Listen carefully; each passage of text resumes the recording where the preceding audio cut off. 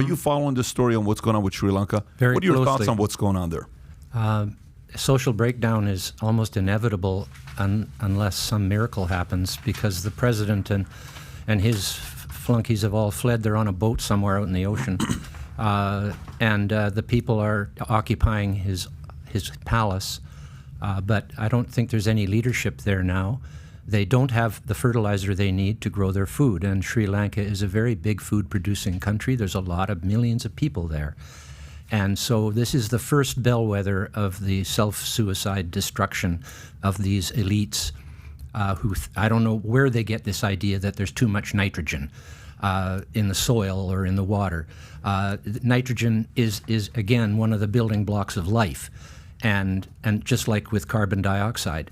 And so you've got now Netherlands, the president or prime minister, whatever he is, of Netherlands, is saying they have to make a third of their animals go away, which provides a lot of the manure for fertilizing the crops. And then they are also going to ban part of the nitrogen fertilizer for the crops. And as I mentioned earlier, the process of making synthetic ammonia is why there are many more billions of people alive today than there would have been if that hadn't happened. Those two Nobel Prizes that were given to Dr. Haber and Bosch, Haber invented the process and Bosch built it up to an industrial scale, so millions of tons of fertilizer could be produced around the world. And all farmers in the world are dependent on this fertilizer for making their crops grow faster and bigger. And so if this cascades, like Netherlands is getting a little close to home, it's happening in Western Europe, that leaders of governments are banning fertilizer. And as I say, Corb Lund is a great country singer in Canada, has a song about, have you ever seen a child who hasn't eaten in 18 days? And we can live without food for longer than we can without water, and we can live without water longer than we can without air. But there is a limit with food too, and mass starvation is not a pretty thing, and it's happened all through human history. We haven't had much of it lately because we've been on a roll in terms of technology and agricultural innovation and producing more food and doubled the population like we see. But that doesn't necessarily go on forever, and it would be a shame if it was a self-inflicted wound. It's okay. Let's at least not shoot ourselves in the midsection here.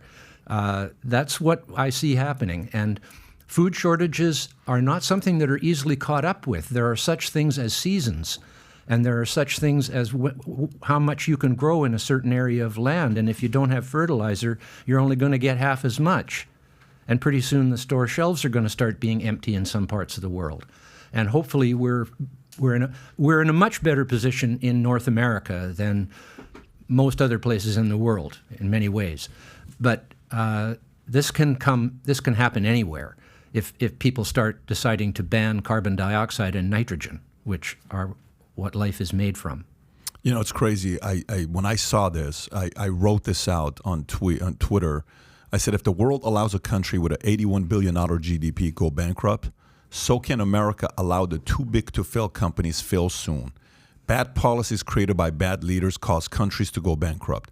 The people of Sri Lanka were sick of Gotabaya Rajapaksa's democratic socialist policies, and they moved on, right? They're saying they don't like it. Now, here's what's crazy. A guy responds back to this tweet, and he says, you're not going to find it. But if you go, you'll find it because there's a bunch of them to go through. He says, well, that has nothing to do with their democratic socialist policies. And then one guy responds. This is a great thing about Twitter when people have a debate. They're going to solve each other's issue. He says, I'm sorry, what do you mean? He says, has nothing to do with democratic socialist policies. Can you go to Sri Lanka's Wikipedia, please? Go to Sri Lanka's Wikipedia. What does it say on the top right? Democratic to the top right. Right. Democratic Socialist Republic. Can you go to the right? Yeah.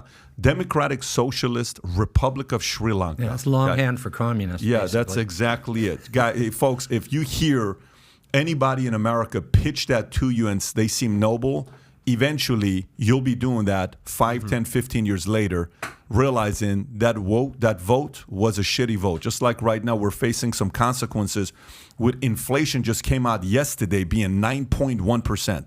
Inflation came out yesterday, 9.1%. You know what inflation was in December of 2020?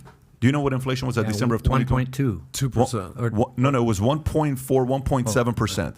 Okay, if you pull up right now, it was on the article. Inflation just 2 years ago, December of 2020, you can actually look this up, it was 1.4%. Okay? I was off by 0.2. Then it went up to 1.7, then 4.2, then 5.4.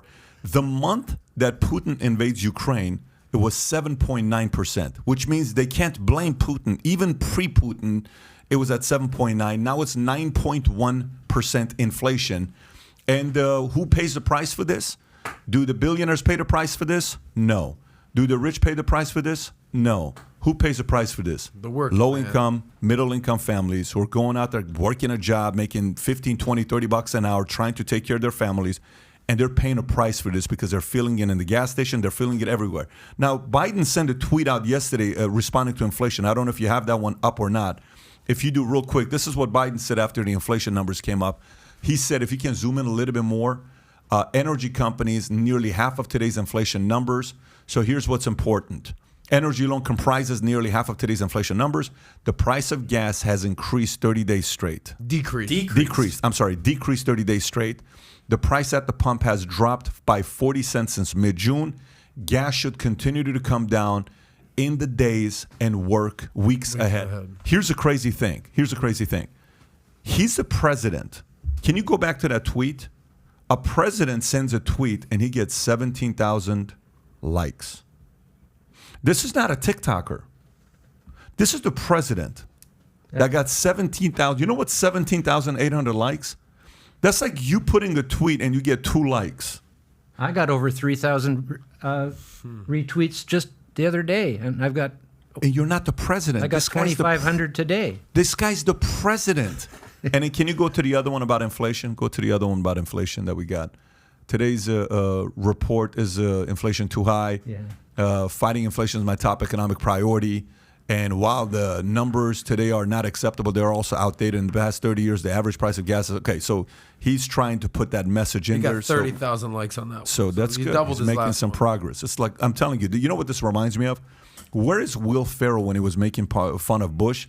Will Ferrell, how come you're not doing it with Biden? Biden is 100 times easier to make fun of than when you were making part of Bush. When you came out and said, President Bush, I'm here in Crawford, Texas, growing my soul patch, hanging out with Connie and Dick, but we're keeping our eyes on the ball, and we're focused on climate change, and we see the rays are intensifying in such a way where the lava flows in cut. I'm not gonna lie to you, I don't know what the hell I'm talking about. I mean, let the boy watch is what you're trying to say right here. What I'm trying to say is, Will Ferrell, come on, man. Come on, Will. Be fair and do a Joe Biden impersonation. I promise you, it'll be better than the Bush impersonation. So if you like this clip and you want to watch another one, click right here. And if you want to watch the entire podcast, click right here.